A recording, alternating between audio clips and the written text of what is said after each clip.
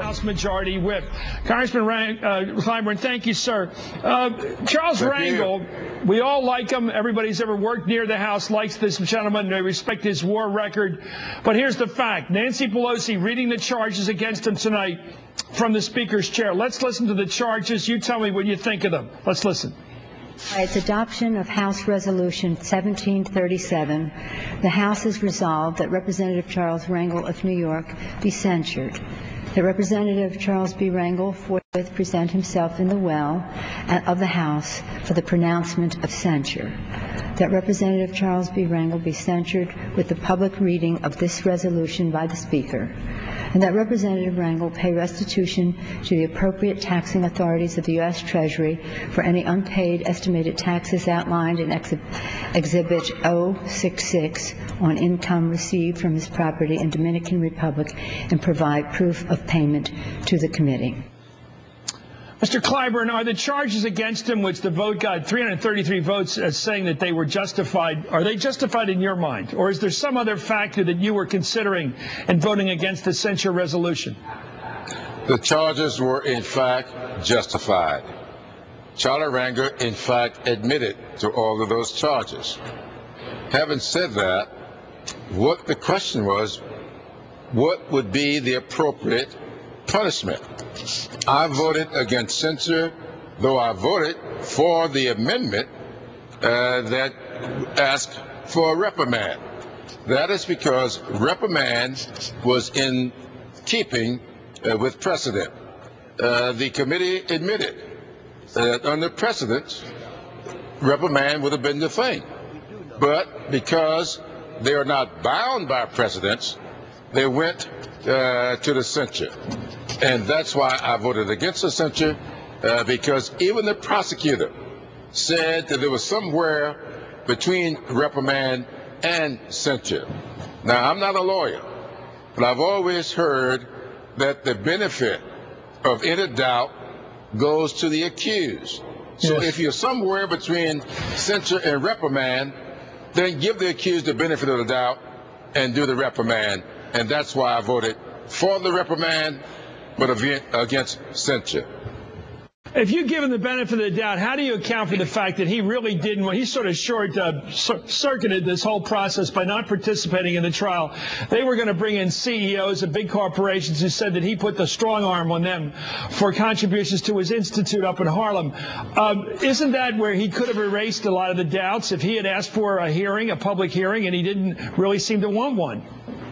Well, he said he could not afford one. He asked for a postponement until such time as he could get counsel, because according to him, he'd already spent $2 million, was out of money, and asked them to waive the requirement of not allowing pro bono. And I believe that if they had waived that requirement, allow him to have pro bono counsel, then he would have gone forward. That was the only issue. Should I have counsel at this point in the process? Let's take a listen to Mr. Rangel reacting on the floor to the censuring of him late today in the House. Let's listen to Mr. Rangel. A lot of it has to do with the fact that I know in my heart that I'm not going to be judged by this Congress, but I'm going to be judged by my life, my activities, my contributions to society, and I just apologize for the awkward position that some of you that are in. But at the end of the day, as I started off saying, compared to where I've been, I haven't had a bad day since. Thank you. Well, joining us right now, of course, he's talking about his war record. He gave an amazing speech this afternoon on the floor, Congressman Rangel, despite what everybody thinks about the guilt or innocence on these charges. What an amazing situation. He's 20 years old. He's in Korea at 0 degrees. He's surrounded by the red, shiny Army who are on the advance. His outfit is surrounded. He's there. He saves that outfit, gets them out of there alive. He wins. He's got the Purple Heart and everything else he deserves. That's all in the reality. Let's bring in Congressman Chakah Fattah, who's a member of the Congressional Black Caucus. This is a hard thing here. This is just a terrible, terrible day for the House of Representatives, from my view. Your views, Congressman? Well, I think you would never want to have a jury of politicians. There are a lot of other considerations. Do you think they're running for the trees, or what? What do you? I just think that it would be the worst case scenario to have a group of people who are worried about what 30-second commercials might say about them in 2 years want to vote like this. But there's no more decent a person, I think, that has served in the House than Charlie Rangel. And, you know, his head is bloody, but unbowed. I think that the reality of this moment is that it really calls into question whether or not in this age of the politics of personal destruction. You know, Charlie Rangel was one of the lead fundraisers for the Democrats. Yeah, but the Ethics Committee, you know, Congressman Rangel, I'm going to go back. I mean, Congressman Clyburn. It seems to me nobody who's normal wants to be on the Ethics Committee. It's a terrible assignment. I mean, when I worked for Tip O'Neill, I think he met some guy named Bruce Caputo he didn't like too much from New York, a Republican, said he's the only guy I ever heard of who wanted to be on that darn committee. So nobody likes it. So how do we, a person watching right now who does like Charlie Rangel, has liked the cut of his jib since they heard about him, they think he's a good public servant. Why did this happen? Why is it happening on the public record? It's going to be on this guy's obit. We know it is. So how to get to happen if you don't think it's worthy of a censure? How did it happen? Let me ask Congressman Clyburn. I'm sorry, first. Well, let me tell you, I sat on one of these for 2 solid years against one of my closest friends. And I had no problem with being fair and objective. That resulted letter of approval, which was recommended or a part of the dissent of Bobby Scott, Congressman Bobby Scott from Virginia, in this instance. And when you look at all of the previous issues involving misconduct, a letter of approval would have been square. Even if you wanted to ratchet it up, go to reprimand. But there's nothing in precedence that calls for a censure. And I think Congressman Fattah is correct.